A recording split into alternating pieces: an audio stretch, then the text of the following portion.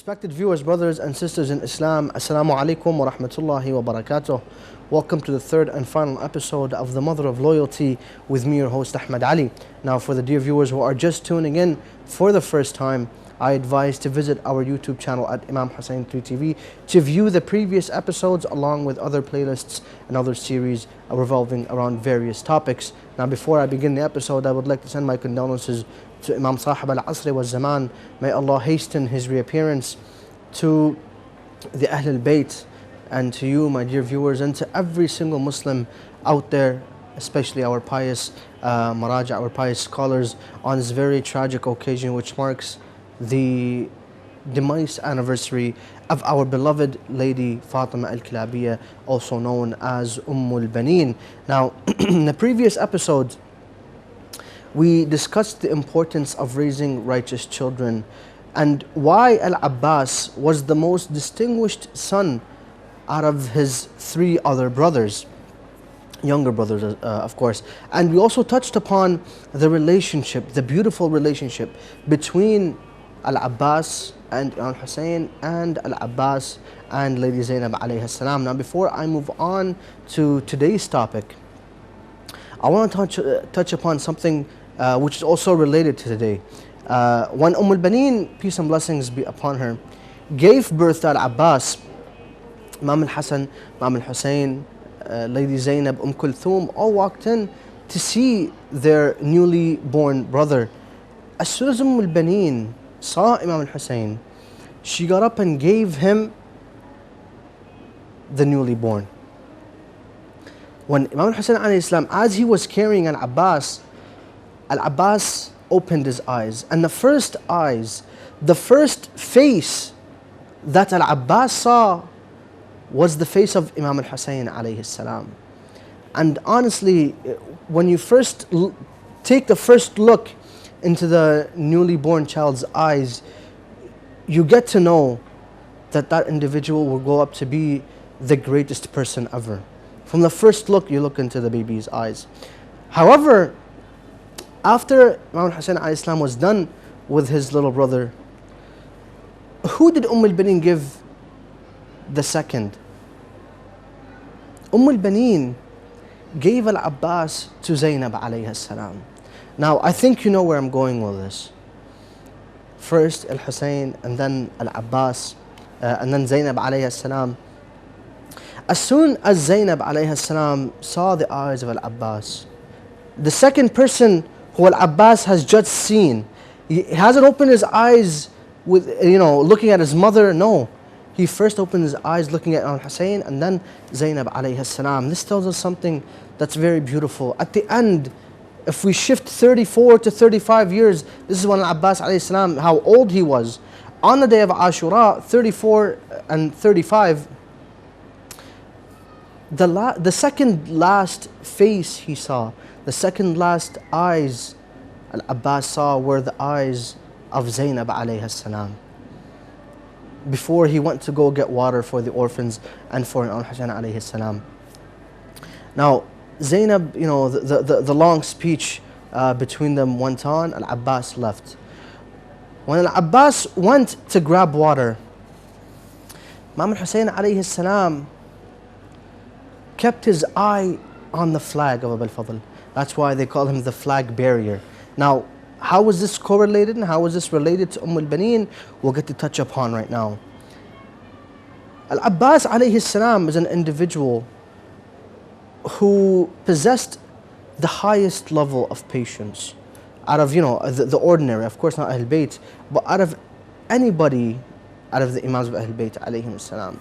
Because honestly, when he reached the river of Al-Alqami, as he was getting the pouch filled with water, he felt the coolness of the water and he went to drink. He began to speak to his soul. What did he say? He says, "O soul, be patient. Your master Hussein is thirsty, yet you want to enjoy the coolness of the water."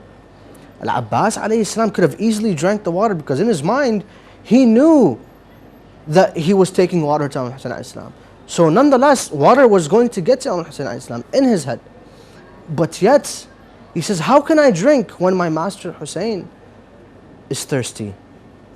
So he let the water go. And the last set of eyes he saw were the eyes of Imam Hussein, peace and blessings be upon him.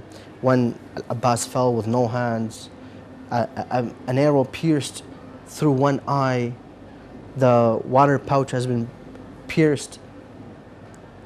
Imam Hussein comes to him, and the last eyes and the last face that Imam Hussein, that Al-Abbas saw, was the face and eyes of Imam Hussein alayhi salam. Now, this tells us something. Al-Abbas throwing the water, being so determined to bring the water, emanates from who? Emanates from what? It all emanates from his mother, Al-Baneen alayhi salam, who Imam Ali ibn Talib said, I want a patient lady. And this characteristic of being patient was sent down through Al-Abbas alayhi salam, who was so thirsty and the water was available for him, yet he did not drink. Tonight, inshaAllah, I want to touch upon a few points. Number one, why did Al-Baneen not leave with Imam Hussein and the caravan of Imam Hussein to Karbala? Number two, to what extent was Al-Baneen patient?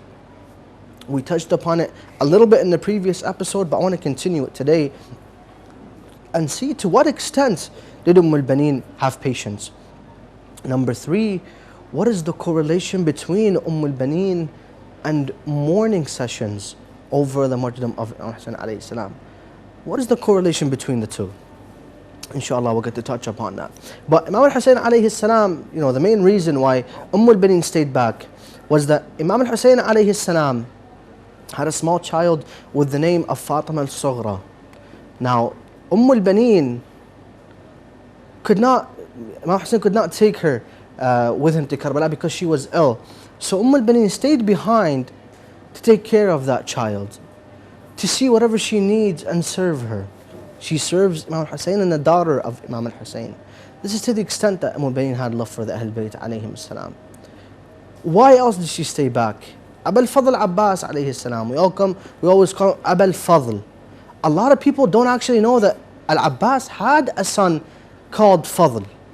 That's why they call him Abul Fadl, the father of Fadl. And he had another younger child with the name of Abdullah, or according to other narrations, Ubaidullah. So Al-Baneen stayed behind to look after the kids, to take care of the kids.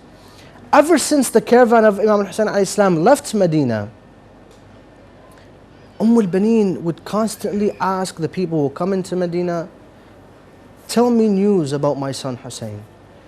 Someone tell me something about my beloved master and son Imam Hussein alayhi salam. A lot of people would say, we don't know, we don't know, we don't know. Whenever someone enters Medina, she would send someone to go and ask him. And no one has news of Imam Hussein alayhi salam. Until one day, when Bishr ibn Hadlam walks into Medina, and he started calling out, I have news from Karbala, I have news from Imam Hussein. Everyone gathered around him. They want to hear the news. What is going on? Right now, if something goes on around the world, we just turn on TV. But back then, there were messengers, there were poets like Bishr ibn Hadlam. So everyone gathered around to hear the news. Al-Baneen, as soon as she heard Bishr say, I have news of Imam Hussein or from Karbala, she comes running with a child.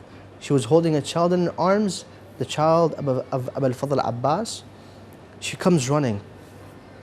And then she hears Bishr saying those lines. In yesterday's episode, just to touch upon the correlation of the patience, everything I'm saying leads up to the patience of Al-Baneen, the patience of Al-Baneen. In the previous episode, I narrated the story how Imam Ali ibn Talib alayhi salam rolled up the sleeve of his son Abul Fadl and began to kiss his hands, and then told Al-Baneen why that in the future those hands will be cut off. Al-Baneen was patient. She's like, if it's for the sake of Allah, for the sake of Islam, and for the sake of defending his brother Imam Hussein, then so be it. Let his hands get cut off. Let him be sacrificed for the son of Rasulullah, the grandson of Rasulullah. Now, Bishr has just came in. And he is saying, I have news of Imam al-Hussein and what will happen. But to what extent was al-Baneen patient? Could she bear the news of Imam al-Hussein alayhi salam? Inshallah, we'll get to touch upon that, but after this short break, so stay tuned.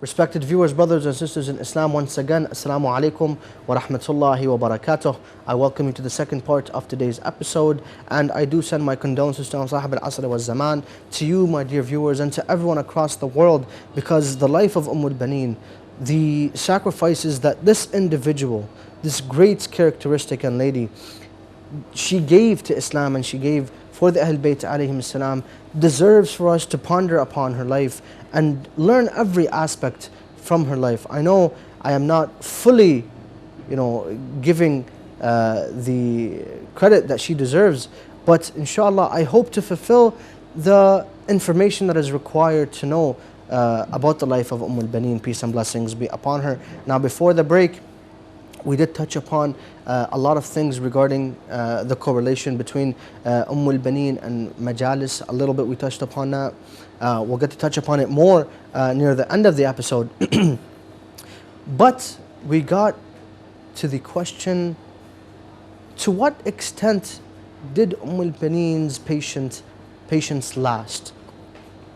Bishr has just entered Medina, and he is telling everyone, I have news of Imam Hussein, I have news from Karbala. Al-Baneen, everyone gathers around. He says to the people of Medina, he says, Bishr, he's a poet. He says, O the residents of Yathrib, there is no place for you here anymore. Hussein has been martyred and my tears will forever flow. Now, hearing this, everybody got the news that Imam al-Hussein is martyred. Al-Baneen goes up to Bishr. She says, tell me news about my master and son, Imam Hussein. Bishr got confused. He looked at everybody, says, what's going on? I'm saying Hussein has just been martyred in Karbala, and this lady is asking me, tell me about Hussein. The people tell him, oh Bishr, this is al-Baneen. The love and devotion that al-Baneen had towards Ahlul Bayt, towards Fatimah al-Zahra, and especially towards Imam al-Hussein alayhi salam, was publicly known to everyone. Everyone knew that al-Baneen loved Imam Hussein more than she loved herself and more than she loved her children. So Bishr became emotional. He thought to himself, how am I going to inform this lady about Imam Hussein being martyred in the most brutal way? So he began to tell one by one. And what's so interesting about his line of poetry, he says, oh the residents of Yathrib. Yathrib is modern day Medina. Yathrib was an area where Jews used to reside in. And he used this Yathrib is because the people of Medina, how they warmly welcomed Prophet Muhammad, now are receiving the news of the martyrdom and the murder of his grandson Imam Hussein. So he wants to see how will they react to this incident. So he begins to tell Al-Baneen. He says, عَظَّمَ اللَّهُ لَكَ الْأَجْرَ, may Allah grant you patience and may Allah reward you for the death of your son Abdullah. She says, I don't care about Abdullah, tell me about Hussein. He says, may Allah reward you for the loss of Ja'far. She says, tell me about Hussein. Then he says, may Allah grant you patience and reward you for the loss of Uthman. She says, all of them are ransomed for Imam Hussein. Tell me about my master and son Imam Hussein. He says, may Allah grant you, he begins to tear up. And he tells her, may Allah grant you patience and may Allah reward you for the loss and martyrdom of your beloved son Al-Abbas, the moon of Bani Hashim. Al-Baneen, as I mentioned, had a child that she was carrying in her arms. She let go of the child falls and she falls with the child crying. She says, you have shattered my heart. Tell me about my son Hussein. Bishr, then his emotions just collapsed. He starts to cry and he says, may Allah grant you patience and may Allah reward you for the loss and martyrdom of Imam Hussein. Now Al-Baneen goes into a depression mode. Her beloved son and beloved master Imam Hussein, they tell her, Al-Baneen, the moon of Bani Hashim just died. She said, no, my life is Imam Hussein. Everything that I am is Imam Hussein. Nothing matters other than Imam Hussein. She falls onto the ground, she collapses, begins to cry, begins to lament Imam Hussein alayhi salam. What does she do next? Al-Baneen gets up. This is very heart-shattering. Al-Baneen gets up, and where does she go? She goes to the house of Zainab alayhi salam. Zainab has just gotten back from captivity. She told her maid, anyone that knocks on the door, do not let them in until they have a common calamity with us. Until there's a common calamity between us, then let them in. Al-Baneen goes and knocks on the door. The maid comes out. She says, my master, Lady Zainab, said that I cannot let anyone in until they have a common calamity. Al-Baneen looks at her and she says, I am Al-Baneen. The maid goes back into Lady Zainab. She says, there's a lady at the door that says she is Al-Baneen. She has a common calamity. She says, yes, let her in. This is the individual who I should console with. As soon as the two see each other, Al-Baneen calls out, oh my son, oh my master Hussein, what it is a disaster after you. What a disaster it is after you. Zainab then replies to Al-Baneen. What does she say? Beautiful comments between the two. They shatter the hearts. Zainab alayhi salam, she says, oh brother Abbas, what a disaster it is after you.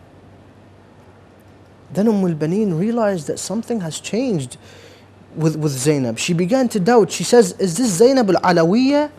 Is this the Alawid Zainab? Zainab, daughter of Imam Ali? What does Zainab say? She says, do not say Zainab al-Alawiyya, but say Zainab al-Masbiyya. Do not say Zainab, the daughter of Ali. Say Zainab, the captive, from the calamities that she faced. The Imams of Ahlul Bayt alayhim salam tell us that after Ashura, the calamities of Ashura were great. They struck Ahlul Bayt, they shook Ahlul Bayt, but the calamities that happened after Ashura are what really hurted Ahlul Bayt the most. What happened to Zainab alayhi salam and Al-Baneen and the rest of the captives? So she says, do not say Zainab the daughter of Ali, say Zainab the captive from what happened to her. Al-Baneen and Zainab they sat around and established the first majlis, home lamentation gathering. There were majalis before even Imam Hussein was born, but the first majlis was established in the palace of Yazid, but the first home majlis was established by Al-Baneen and Lady Zainab alayha salam. After everything has happened, Al-Baneen gets up.